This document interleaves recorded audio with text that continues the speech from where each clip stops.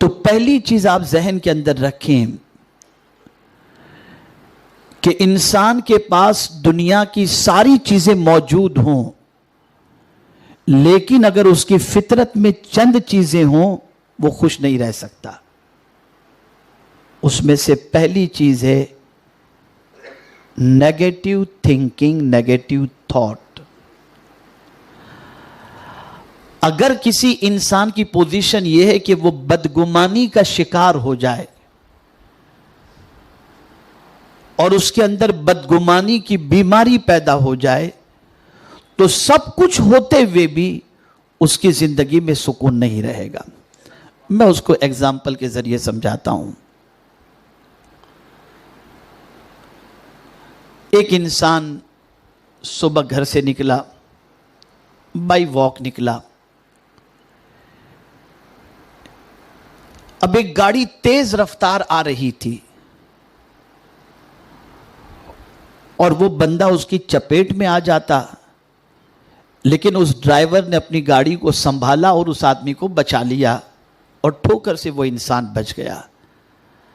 اب اگر negative thinking ہے تو وہ دن بھر منہ لٹکائے بیٹھے گا، میں مر جاتا تو میرے بچوں کا کیا ہوتا، میں مر جاتا تو میری بیوی کا کیا ہوتا، میں مر جاتا تو میرے کاروبار کا کیا ہوتا۔ یہ نیگیٹو تھنکنگ ہے۔ اب یہ تھنکنگ کی وجہ سے پورا دن اس کا چہرہ اترا ہوا رہے گا، اس کے چہرے پر خوشی نہیں رہے گی۔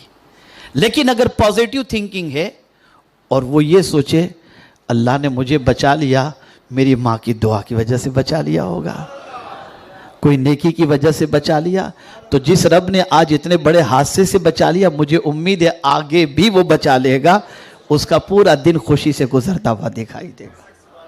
نیگیٹو تھنکنگ انسان کی خوشی کو کھینچ لیتی ہے۔ نیگیٹو تھنکنگ انسان کی زندگی میں خوشی کو آنے نہیں دیتی اور انسان ہمیشہ غمگین نظر آتا ہے، اور یہی انسان جو آج گاڑی کی چپیٹ میں آنے سے بچ گیا، وہ انسان پھر باہر نکلنے کے لیے ڈرتا ہے، کل میں نکلوں گا پھر کوئی شراب پیا ہوا آدمی مجھ پر گاڑی چڑھا دے گا تو کیا ہوگا۔ بس یہ ساری چیزیں شروع ہو جاتی ہیں اور اس کی زندگی کے اندر کڑن شروع ہو جاتی ہے۔ اب آپ دیکھیے پازیٹیو تھنکنگ کا بینیفٹ کیا ہے۔ اگر کسی انسان کی سوچ پازیٹیو ہو جائے، مثبت ہو جائے، تو اس کا فائدہ صرف دنیا ہی میں نظر نہیں آتا، آخرت میں بھی اس کا فائدہ نظر آتا۔ جیسے آپ کی طبیعت اور سوچ کیسے بدل سکتی ہے۔ اگر آپ فیلئر بھی ہیں اور کوئی اگر آپ سے کہے کیسے بیت رہی ہے، تو آپ یہ کہیں بھئی امتحان سے گزر رہا ہوں، دعا کرو اللہ مجھے کامیابی عطا فرما دے۔ یہ ہے پازیٹیو تھنکنگ۔ اس سے نہ رب ناراض ہوگا، نہ آپ کی طبیعت کے اندر وہ رہے گا، بلکہ اس پازیٹیو تھنکنگ اور سینٹنس کی وجہ سے اللہ عز و جل کی خوشی بھی حاصل ہوگی، اور پروردگار جل جلالہ اس پازیٹیو سوچ کی بنیاد پر آپ کو خوشی سے مالا مال کر دے گا۔ آئیے دوسری چیز کی طرف چلیں، لیٹ گو کرنے کی عادت، معاف کرنے کی۔ جس کسی کے اندر معاف کرنے کی عادت ہوتی ہے وہ ٹینشن میں کم رہتا ہے، وہ خوش زیادہ رہتا ہے۔ آپ کو اگر کسی سے بدلہ لینا ہے تو رات کو نیند نہیں آئے گی، پلاننگ بنائیں گے نا آپ، کیسے اس کو گرانا ہے۔ آج کل تو راتوں رات کیا کیا ہو جاتا ہے آپ لوگوں کو سب معلوم ہے۔ تو یہ سارے پلان کب چلتے ہیں؟ جب انسان جو ہے معاف کرنے کی بجائے ریونج کا جذبہ رکھتا ہے، انتقام کا۔ لیکن اگر کسی نے معاف کرنے، چھوڑو یار میں نے معاف کر دیا، تو اس کو چین کی نیند آتی ہے، اسے سکون کی نیند آتی ہے۔ کبھی انسان یہ سوچتا ہے یار میں معاف کروں گا تو پتہ نہیں یہ میری معافی کو میری بزدلی نہ سمجھے، شیطان وسوسے پیدا کرتا ہے، یہ بزدلی نہ سمجھے کہ یار اس میں طاقت نہیں ہے، اس کے لیے دیکھو لیٹ گو کر دیا۔ تو نہیں، کبھی انسان یہ سوچتا ہے کہ میں معاف کروں گا تو معاف کرنے سے میری عزت کم ہو جائے گی۔ تو قربان جائیے میرے آقا صلی اللہ تعالی علیہ وسلم جو سب سے بڑے ماہر نفسیات تھے، رسول اعظم صلی اللہ علیہ وسلم ارشاد فرماتے ہیں صدقہ دینے سے مال کم نہیں ہوتا اور معاف کرنے سے عزت کم نہیں ہوتی. معاف کرنے والے کی عزت ہمیشہ بڑھتی چلی جاتی ہے. اسی لیے پیغمبر اعظم صلی اللہ تعالی علیہ وسلم سے ایک صحابی نے پوچھا حضور میں اپنے غلام کو اپنے خادم کو دن میں کتنی غلطی کرے تو میں اسے معاف کروں؟ سرکار خاموش رہے. وہ پلٹ کر دوسری طرف سے آیا سرکار میں اپنے خادم کی کتنی غلطیاں دن میں معاف کروں؟ سرکار پھر خاموش رہے. تیسری مرتبہ جب اس نے کویشچن کیا کہ میں اپنے خادم کی کتنی غلطیوں کو دن میں معاف کروں تو میرے آقا صلی اللہ علیہ وسلم نے فرمایا 70 غلطیاں اگر تمہارا خادم دن میں کرے تو تم اس کی 70 غلطیوں کو معاف کر دو. اب ایک چھوٹی سی بات آپ نے دیکھا ہوگا بہت سارے ایسے ایمپلائی ہوتے ہیں جو پہلے ایمپلائی ہوتے ہیں اور ہم سے کام سیکھ کر ہمارے پاس کام کر کے کبھی ان کو ہم نے کوئی سخت جملہ کہہ دیا تو وہی سخت جملہ ہمیں اس کا دشمن بنا دیتا ہے اور پھر وہ ہمارے یہاں سے کام چھوڑ کر ہماری ہی آئٹم کی دکان ہماری ہی دکان کے سامنے کھول کر کے بیٹھ جاتا ہے اور پھر اس کے بعد ہم سر پکڑ کر کے بیٹھتے ہیں اور کہتے ہیں یار اس وقت میں غصہ نہیں کیا ہوتا تو آج میرا دشمن بن کر سامنے تو نہیں کھڑا ہوتا. رسول اعظم یہ جانتے تھے اور چاہتے تھے کہ امتی کو خوشی ملے اس لیے سرکار نے فرمایا تمہارا خادم دن میں 70 ٹائمز مسٹیک کرے تو یہ معاف کر دینا تمہارے لیے ایزی ہوگا اس لیے کہ معاف کرو گے تو وہ تمہارا دشمن نہیں بنے گا. معاف کرنے پر تمہارا وہ احترام کرے گا اور عزت تمہاری کرتا بنے گا. اور خود پریکٹیکل لائف میں حضور صلی اللہ علیہ وسلم نے ایسا ہی کیا. حضرت انس رضی اللہ تعالیٰ عنہ آقائے کریم صلی اللہ علیہ وسلم کے خادم تھے. 10 سال حضور صلی اللہ علیہ وسلم کی خدمت میں گزارے. حضرت انس رضی اللہ تعالیٰ عنہ فرماتے ہیں کہ اس 10 سال کے پیریڈ کے اندر میں نے بے شمار غلطیاں کی لیکن حضور صلی اللہ علیہ وسلم نے کبھی مجھے اف بھی نہیں فرمایا. چنانچہ حضرت انس حضور پر جان قربان کرنے کے لیے تیار ہو گئے. فرمائیں میرے پیارے آقا صلی اللہ تعالی علیہ وسلم کے پیارے دیوانوں تو خوش رہنے کے لیے یہ 2 چیزیں ہوئی. اب تیسری چیز سماعت فرمائیں جذبہ ایثار سیکریفائس. اس وقت پوری دنیا کے اندر ٹیکنالوجی کے سلسلے میں اگر آپ دیکھیں تو ویسٹرن ورلڈ کا جواب نہیں.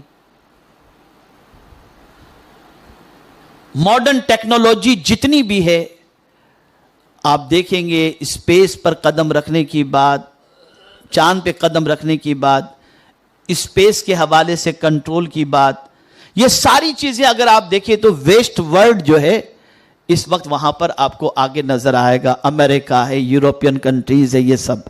لیکن یہ بات میری ذہن کے اندر محفوظ کر لیجئے کہ سب سے زیادہ سوسائڈ کرنے والے اور سب سے زیادہ ڈپریشن میں اگر دنیا میں کہیں کے لوگ آپ کو نظر آئیں گے تو یہ وہیں کے لوگ آپ کو نظر آئیں گے. تو سوال یہ پیدا ہوتا ہے طاقت ان کے پاس ہے پیسہ ان کے پاس ہے اقتدار ان کے پاس ہے سب کچھ ان کے پاس ہے لیونگ اسٹینڈرڈ ان کا ہائی ہے کہ آپ اگر امریکہ اور یوروپین کنٹریز میں جائیں تو قبرستان میں جانے کے بعد بھی آپ کو ٹینشن نہیں رہے گا. آپ قبرستان دیکھیں گے تو گارڈن آپ کو نظر آئے گا. میں کبھی کبھی جاتا ہوں وہاں جانے کے بعد تو قبرستان کو دیکھیں گے تو آپ کو لگے گا جیسے گارڈن کے اندر لوگ سو رہے ہیں.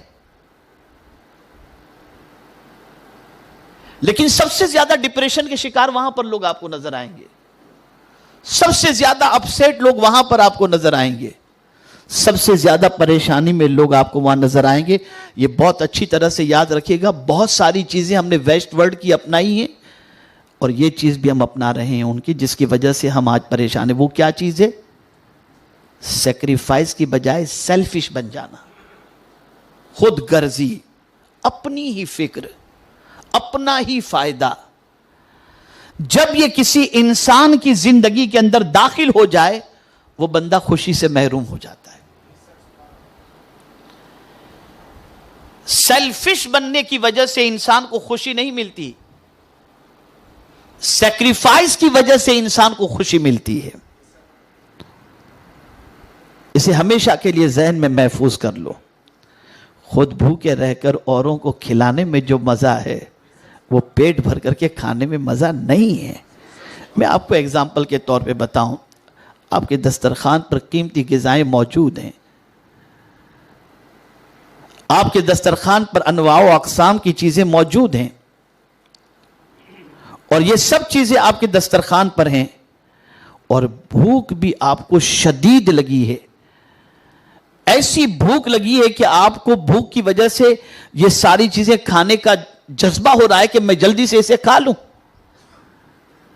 لیکن اتنے میں دروازے پر کوئی دستک دیتا ہے اور کہتا ہے میں بھوکا ہوں، اللہ کے نام پہ مجھے کچھ دو۔ آپ نے سارا کھانا اٹھایا اور سب کچھ اٹھا کر کے اس بھوکے کو دے دیا، بھوکے نے لیا اور دیکھ کر کے خوشی کی اس کی انتہا نہ رہی، اور اس نے کھانا شروع کیا اور دعائیں دینا شروع کیا، اللہ آپ کو سلامت رکھے، آپ کی اولاد کو سلامت رکھے، آپ کی کاروبار میں برکت عطا فرمائے، آپ کی بیماریوں کو دور فرمائے۔ یہ دعائیں اس نے دینا آپ کو شروع کر دی، تو میں آپ کو یقین کے ساتھ کہتا ہوں جو کھا کر آپ کو سکون ملنے والا تھا وہ سکون آپ کو اتنا نہیں ملتا جو کھلا کر کے آپ کو سکون مل رہا ہے، جو کھلا کر آپ کو سکون مل رہا ہے۔ اس لیے کہ سیکریفائز کے اندر اللہ عز و جل نے سکون رکھا ہے، سیکریفائز میں یہ وجہ تھی۔ اب آئیے ایک واقعہ میں آپ کے سامنے قرآن کی روشنی میں بتاؤں۔ آقا کریم صلی اللہ علیہ وسلم صحابہ کے ساتھ تشریف فرما تھے، ایک مہمان آئے تو رسول اعظم صلی اللہ علیہ وسلم نے، صحابہ موجود تھے ان کے درمیان، فرمایا کہ یہ میرا مہمان ہے، کون ہے جو آج میرے مہمان کو اپنا مہمان بنا لے؟ تو ایک غریب صحابی کھڑے ہو گئے، اور وہ غریب صحابی کھڑے ہو کر عرض کرتے ہیں یا رسول اللہ صلی اللہ تعالی علیہ وسلم، آج آپ کے مہمان کو میں اپنا مہمان بناتا ہوں۔ سرکار نے اپنا مہمان ان کے حوالے کر دیا۔ وہ حضور صلی اللہ علیہ وسلم کے مہمان کو لے کر اپنے گھر کی طرف جا رہے تھے، اور راستے میں سوچ رہے تھے پتہ نہیں گھر میں کھانا ہوگا بھی کہ نہیں، اتنے غریب تھے وہ، اتنے غریب صحابی تھے کہ ان کو خود ڈاؤٹ تھا کہ میرے گھر میں آج چولہا جلا ہوگا کہ نہیں جلا ہوگا، لیکن بس یقین تھا چلو لے جاتا ہوں، جو بھی ہوگا حضور کے مہمان کو پیش کر دوں گا۔ اس نیت سے چلے، گھر کے دروازے پر دستک دی، بیوی نے پوچھا کون، اپنا نام انہوں نے بتایا اور ساتھ میں ایک مہمان کو لے کر کے آئے یہ انہوں نے بتایا۔ دروازہ کھولا گیا، مہمان اور وہ صحابی گھر میں داخل ہوئے، مہمان خانے میں سرکار کے مہمان کو انہوں نے بٹھایا اور خود جو ہے اپنی بیوی کے پاس پہنچے، اور بیوی سے کہا کہ آج ایسا معاملہ ہوا کہ محفل میں ہم بیٹھے ہوئے تھے اور بھی کئی صحابہ تھے، حضور صلی اللہ علیہ وسلم نے فرمایا آج کون میرے مہمان کو اپنا مہمان بناتا ہے، تو میں نے یہ ذمہ داری اور یہ سعادت میں نے قبول کر لی، اب میں حضور کے مہمان کو لے کر کے آیا ہوں، ذرا یہ تو بتاؤ گھر میں کچھ کھانے کو ہے کہ نہیں؟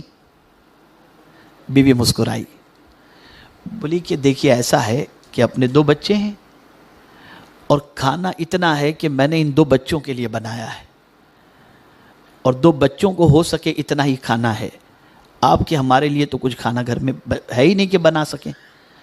تو بولے اب حضور کے مہمان کا کیا کریں؟ کہا گھبرانے کی بات نہیں ہے، بچوں کو بہلا کر سلا دیں گے اور حضور کے مہمان کو کھانا کھلا دیں گے، حضور کے مہمان کو کھانا کھلائیں گے۔ اب وہ صحابی کہتے ہیں اپنی بیوی سے کہ یہاں کا دستور یہ ہے کہ مہمان تنہا کھانا نہیں کھاتا، میزبان کے ساتھ بیٹھ کر کے کھانا کھاتا ہے، اگر میں بھی کھانے میں شریک ہو گیا تو سرکار کے مہمان تو بھوکے رہ جائیں گے۔ کہا اس کا بھی علاج میرے پاس ہے۔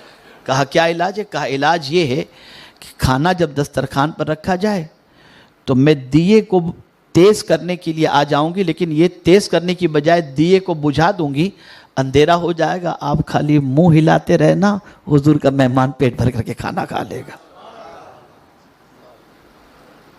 اب آپ اندازہ لگائیں،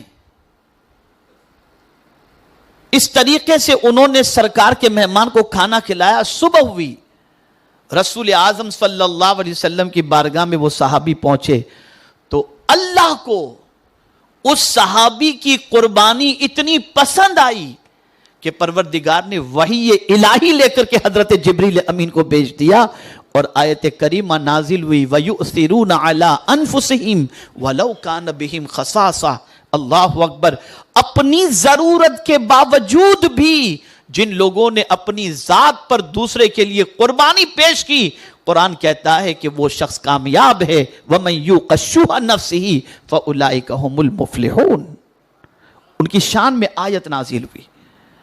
تو صحابہ کامیاب اس لیے تھے اور خوش تھے کہ وہ سیلفش نہیں تھے، سیکریفائس تھے. اور آج پوری دنیا میں مسلمانوں میں وہی امریکی بیماری داخل ہو گئی کہ آدمی خود غرض ہو چکا، اتنا ہو چکا کہ بہنوں کے حق سے لے کر بیٹیوں کا حق، بھائیوں کے حق سے لے کر دنیا کے انسانوں کا حق مارتا نظر آتا ہے.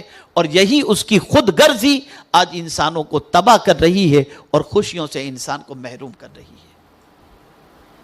تو یہ بات یاد رکھیں، خوشی حاصل کرنی ہے تو سیکریفائس کا جذبہ رکھو، جذبہ ایثار. یہ تیسری چیز ہے.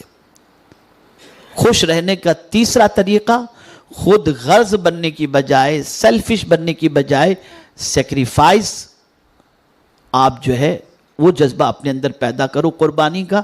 اللہ عز و جل خوشیاں عطا فرمائے گا. اب چوتھی چیز،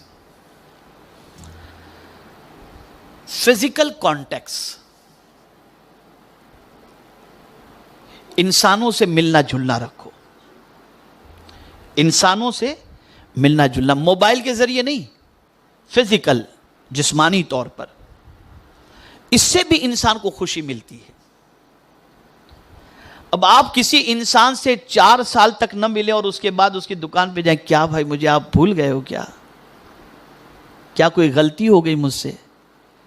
ارے بھائی میں آپ کو ایک چیز بتاؤں، پہلے تو ایسا تھا کہ کسی بہانے انسان ملنے کے لیے چلا جاتا تھا. شادی ہے گھر کے اندر تو دعوت نامہ لے کر اس کے پاس پہنچ گیا کہ بھائی ہماری بچی کی شادی میں آنا ہے، بھائی کی شادی میں آنا ہے، بیٹے کی. اب تو یہ سسٹم بھی ختم ہو گئی، شادی کارڈ بھی موبائل پر آدمی بھیج دیتا ہے. فزیکل کانٹیکس جتنے بھی کم ہوں گے انسان خوشی سے اتنا ہی محروم رہے گا. اسے ذہن میں رکھیے گا. فزیکل کانٹیکس بہت ضروری ہیں، انسانوں سے ملنا جلنا رکھنا بہت ضروری ہے. اسی لیے حضور صلی اللہ تعالی علیہ وسلم نے ارشاد فرمایا، اپنے بھائی کو 3 دن سے زیادہ اپنے سے جدا نہ کرو، ان کو تنہا نہ چھوڑو. یعنی ایک دوسرے سے کم جدائی کا پیریڈ 3 دن ہو، اس سے زیادہ نہیں، ملتے جلتے رہا کرو.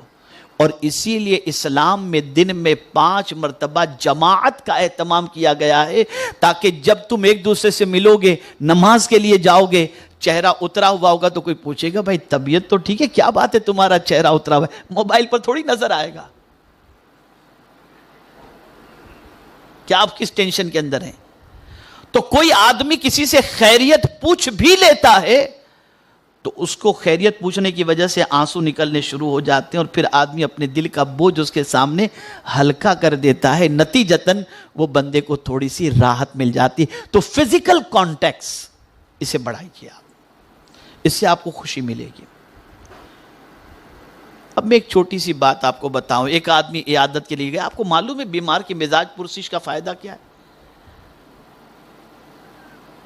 آقا کریم صلی اللہ تعالی علیہ وسلم نے ارشاد فرمایا کہ جو شخص وضو کر کے گھر سے کسی بیمار کی عیادت کے لیے نکلا، صبح 70,000 فرشتے اس کے لیے مغفرت کی دعا کرتے ہیں.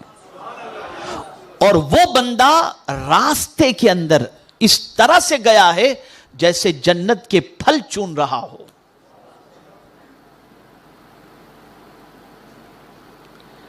لیکن آج آدمی بیمار کی عیادت کے لیے گیا تو وہاں بھی اب کیٹیگری ہو گئی ہے.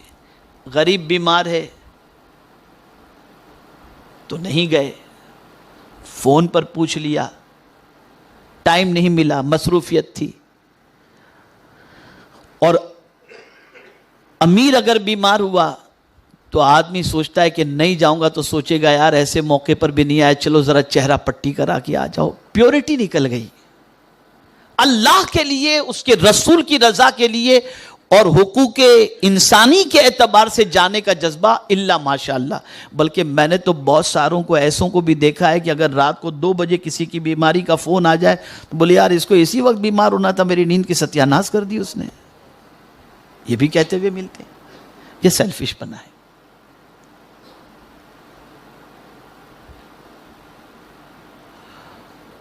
اب اگر کوئی فون پر کہہ دے کسی سے تو گھبرانا نہیں, جو بھی کام ہو مجھے بتا دینا, تو آدمی سوچے گا کیا بتاؤں جب اس کے پاس اتنا ٹائم نہیں ہے کہ آ کر کے میری طبیعت دیکھے, اب یہ فون پہ بات کر رہا ہے.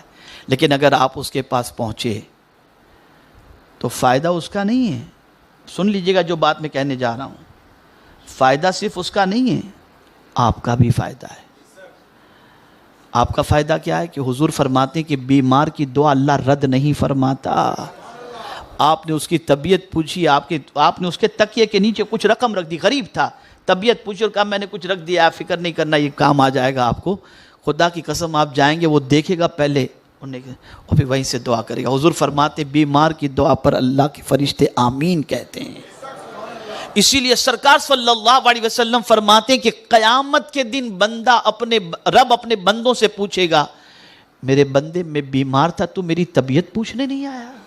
رب فرمائے گا میرے بندے میں بھوکا تھا تو کھانا کھلانے نہیں آیا. بندہ عرض کرے گا مولا ساری کائنات کو تو ہی کھانا کھلاتا ہے اور ساری کائنات کو تو ہی شفا عطا فرماتا ہے. تو میرا رب ارشاد فرمائے گا میرے بندے فلاں بھوکے کو تو کھانا کھلاتا تو اس کے پاس تو مجھے پا لیتا, اور فلاں بیمار کی عیادت کے لیے تو جاتا تو اس بیمار کے پاس تو مجھے پا لیتا.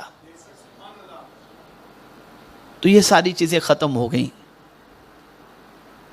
اور ہم نے physical context day by day ہمارے کم ہو گئے.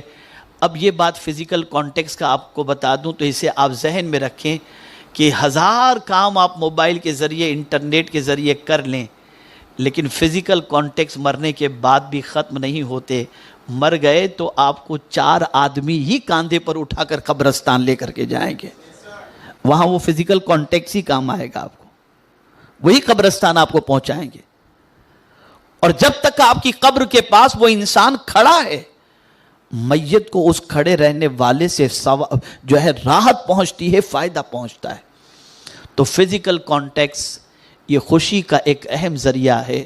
اس لیے آپ آپس میں ایک دوسرے سے ملا کریں. کبھی بہن کے گھر چلے گئے, کبھی بھائی کے گھر چلے گئے, کبھی دوستوں کے گھر چلے گئے, ملنے کی عادت رکھیں اور صرف موبائل ہی کے ذریعے رابطے پر پوری زندگی نہ تمام کر دیں کہ 10 سال کے بعد دیکھیں تو یار آج میں تمہاری شکل دیکھو کتنے تم بدل گئے.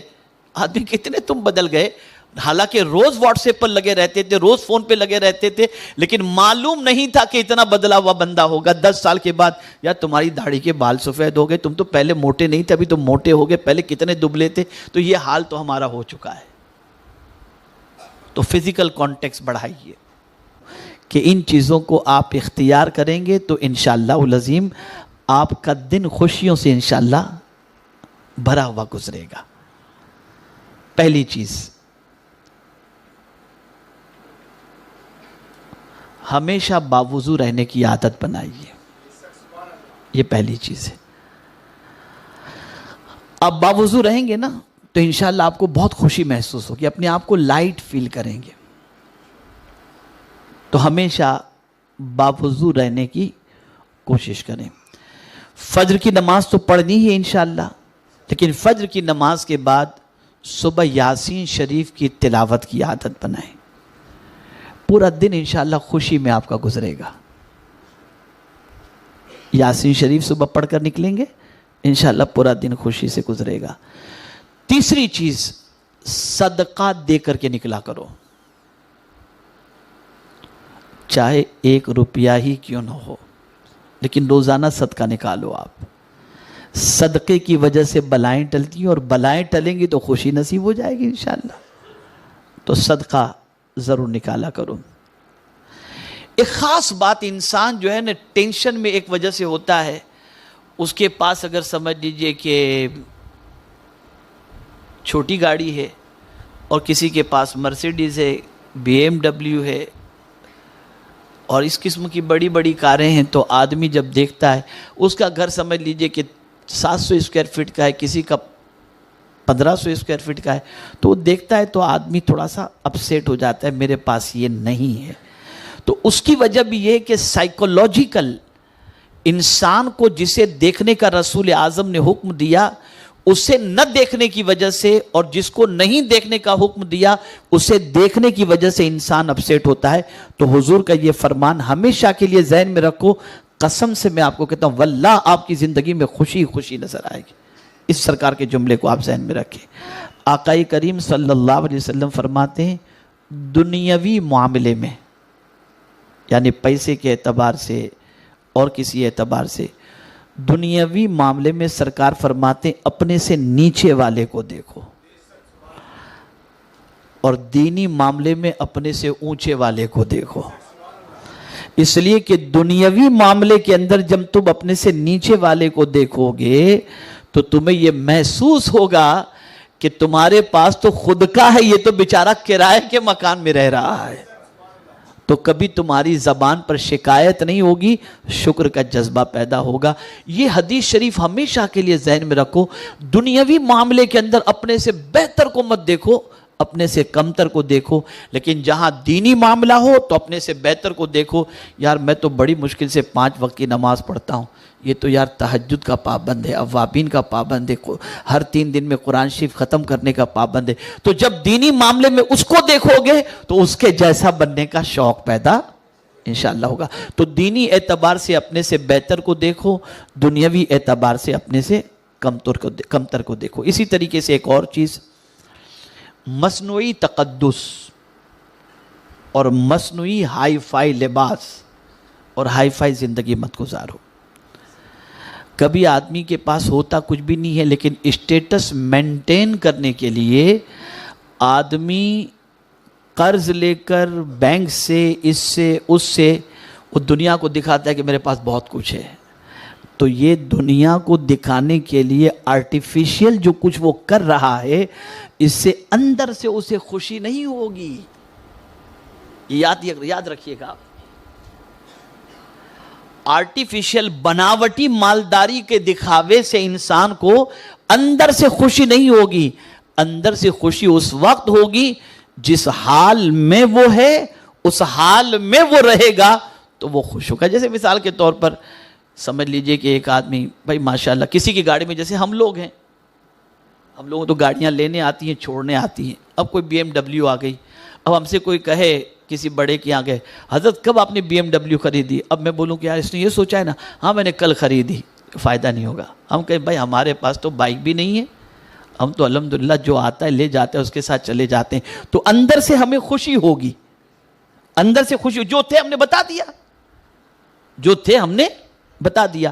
اب ہم زبردستی دنیا کو دکھانے کے لیے بہت کچھ، اپنی طاقت نہیں ہے، اور ہم کو جیسے شادیوں میں انسان کی پوزیشن ہوتی ہے کہ اتنا خرچ نہیں کر سکتے، لیکن دنیا کو دکھانے کے لیے اس سے قرض انٹرسٹ سے پیسہ لے کر کے، اور یہ کتنی اچھی شادی ہو گئی، بعد میں شادی ختم ہوئی اور دروازے پر مانگنے والے آئے تو ٹینشن شروع ہو گیا۔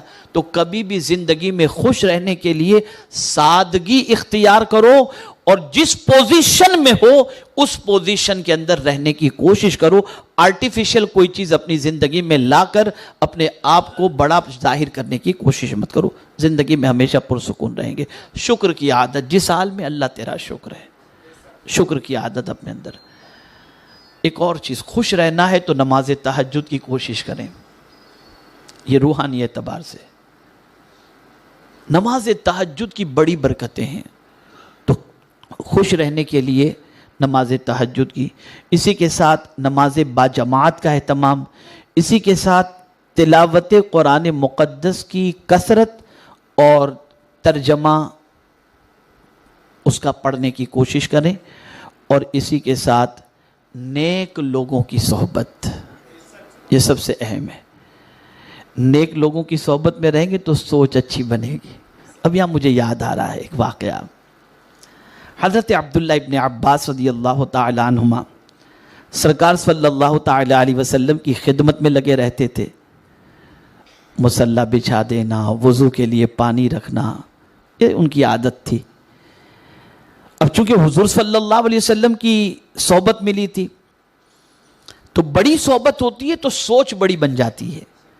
تو ہوا یوں کہ ایک دن حضور صلی اللہ علیہ وسلم کی رحمت جوش میں تھی. سرکار نے حضرت عبداللہ ابن عباس کی خدمت سے خوش ہو کر ارشاد فرمایا عبداللہ مانگو کیا چاہیے. تو قربان جائیے حضرت عبداللہ نے حضور کی صحبت پائی تھی نا, تو عرض کرتے ہیں حضور دعا کریں اللہ مجھے قرآن کا فہم عطا فرما دے, قرآن سمجھنے کی طاقت اور توفیق عطا فرما دے. سرکار نے دعا فرما دی. آج 1450 سال گزر گئے, سید المفسرین کی حیثیت سے کوئی اور نہیں ہے, حضرت عبداللہ ابن عباس ہیں.